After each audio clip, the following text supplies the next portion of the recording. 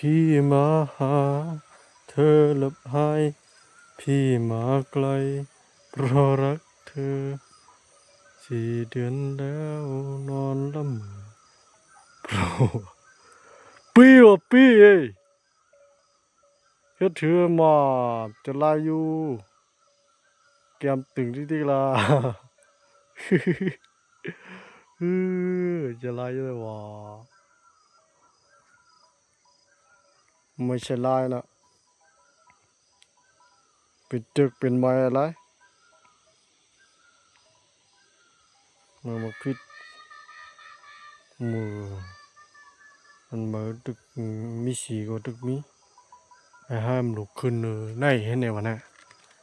ในการเกินนี่ก็ยิบพวงในจงสูยามหัวนั่นแหละเพอฮัดเฮ็ดจังนั้นได้เคยว่ากัดนะวะเนี่ยไปไว้ในกำจึกกูการขึ้นมาในมัดกันไหนโอ้ในมัดเอาการขึ้นมาอย่างนี้เอามามัดได้แต่ว่าได้แต่ว่าอันนี้ว่ามัดหนูเป็นห้องปุ้นเลยเนี่ยพี่ท้องไปแล้วก็จะห้องไปแล้วเป็นบ้างหนูมัดเล็กหลุดเป็นว่าเป็นห้องมัดเล็กหลุดเนี่ยใส่จึกเขาจนแนวมัด